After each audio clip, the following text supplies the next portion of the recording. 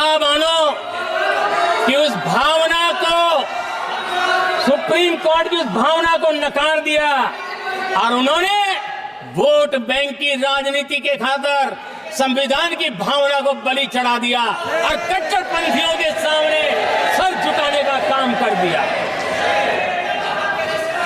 उन्होंने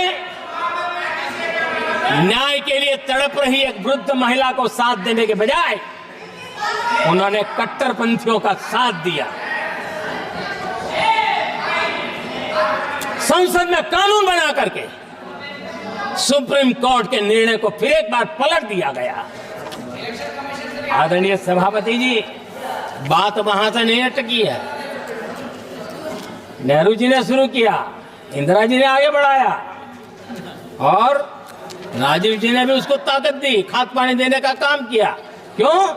संविधान के साथ खिलवाड़ करने का लहू उनके मुंह लग गया। आदरणीय सभापति जी, अगली पीढ़ी भी इसी खिलवाड़ में जुड़ी पड़ी है। एक किताब को मैं कोट कर रहा हूं।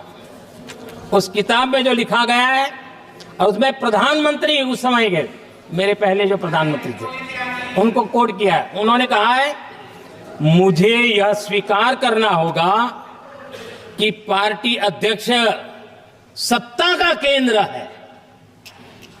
ये मनमोहन सिंह जी ने कहा है, जो एक किताब में लिखा गया है।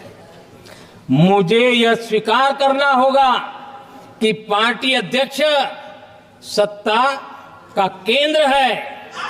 सरकार पार्टी के प्रति जवाबदेह है।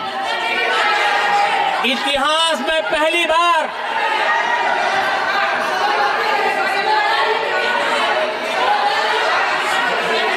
आदरणीय सभापति जी, नहीं, आप सदन इतिहास में पहली बार नो, ये तरीका बिल्कुल ठीक नहीं है। सदन के नेता बोल रहे हैं, आपको मर्यादा रखनी चाहिए। ऐसे सदन नहीं चलेगा इस तरीके से, गलत तरीका आपका ये। माननीय प्रधानमंत्री जी, आदरणीय सभापति जी, इतिहास में पहली बार संविधान को ऐसी गहरी चोट पहुंचा दी गई। संविधान निर्माताओं ने चुनी हुई सरकार और चुने हुए प्रधानमंत्री की कल्पना तक ही हमारा संविधान था, लेकिन इन्होंने तो प्रधानमंत्री के ऊपर एक गैर संवैधानिक, और जिसने कोई शपथ भी नहीं लिया था, नेशनल एडवाइजरी काउंसिल पीएमओ के भी ऊपर बैठा दिया।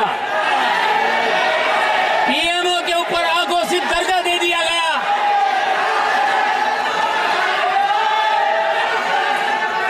आदरणीय सभापति जी, इतना ही नहीं, और एक पीढ़ी आगे चले और उस पीढ़ी ने क्या किया? भारत के संविधान के तहत देश की जनता जनार्दन सरकार चुनती है और वो सरकार का मुखिया कैबिनेट बनाता है। ये संविधान के तहत है। इस कैबिनेट ने जो निर्णय किया, संविधान का अपमान करने वाले अहंकार से भरे लोगों ने पत्रकारों के सामने कैबिनेट के निर्णय को फाड़ दिया। संविधान को हर मौके पर संविधान के साथ खिलवाड़ करना, संविधान को न मानना, ये जिनकी आदत हो गई थी। और दुर्भाग्य देखिए, एक अहंकारी व्यक्ति कैबिनेट के निर्णय को फाड़ दे और कैबिनेट अपना फैसला बदल दे। ये कौन सी व्यवस्था है? आदरणीय सभापति जी, मैं जो कुछ भी कह रहा हूं वो संविधान के साथ क्या हुआ उसी की बात कर रहा हूं। उस समय करने वाले पात्रों को लेकर किसी को परेशानी होती होगी, लेकिन बात संविधान की है। मेरे मन के और मेरे विचारों को मैं अभिव्यक्त नहीं कर रहा हूं।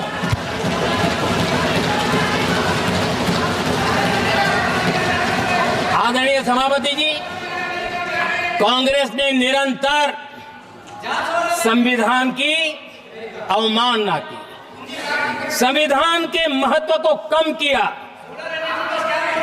कांग्रेस इसके अनेक उदाहरणों से भरा पड़ा हुआ है।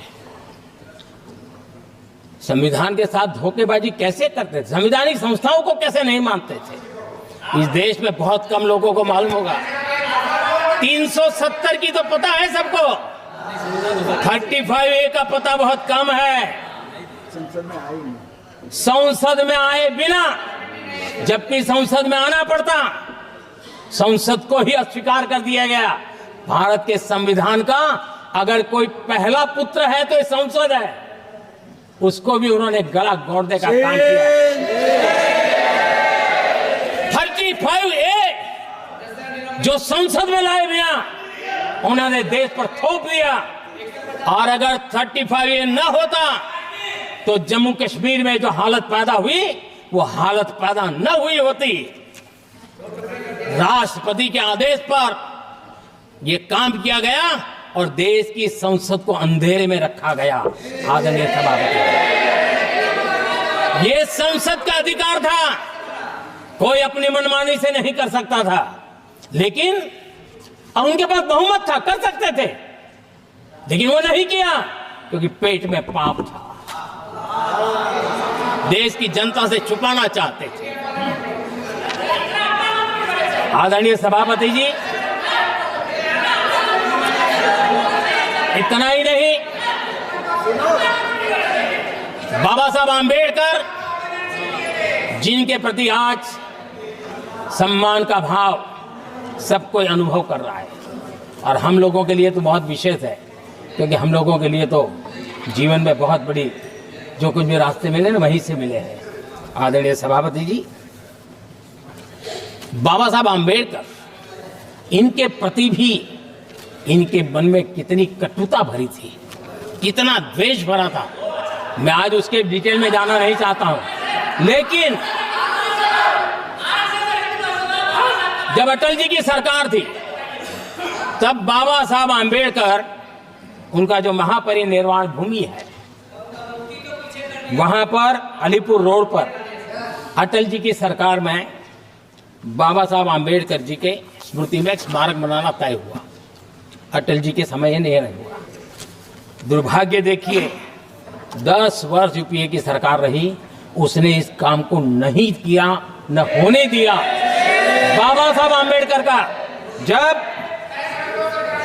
जब हमारी सरकार आई, बाबा साहब आंबेडकर के प्रति हमारा श्रद्धा होने के कारण हमने अलीपुर रोड पर बाबा साहब मेमोरियल बनाया और उसका काम किया।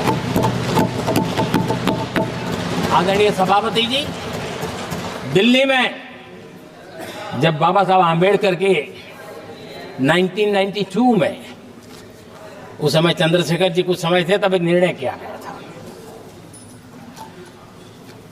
आंबेडकर इंटरनेशनल सेंटर यही जनपद के पास 40 साल तक वो कागज पे ही पड़ा रहा, नहीं किया गया। और तब जाकर के 2015 में हमारी सरकार आई और हमने आकर के इस काम को पूरा किया।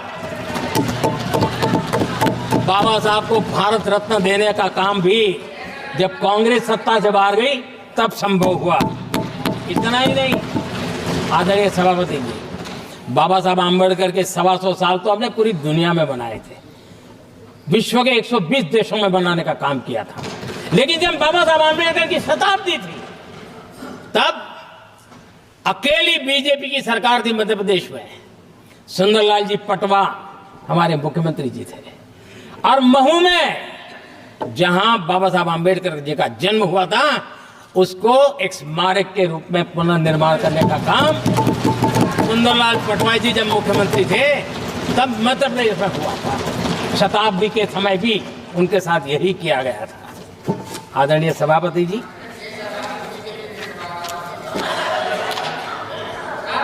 हमारे देश में बाबा साहब आंबेडकर एक दीर्घदृष्टा थे। समाज के दबे कुचले लोगों को मुख्य धारा में लाने के लिए वो प्रतिबद्ध थे और एक लंबे सोच के साथ भारत को अगर विकसित होना है तो भारत का कोई अंग दुर्बल नहीं रहना चाहिए, ये चिंता बाबा साहब को सताती थी और तब जाकर के हमारे देश में आरक्षण की व्यवस्था बनी।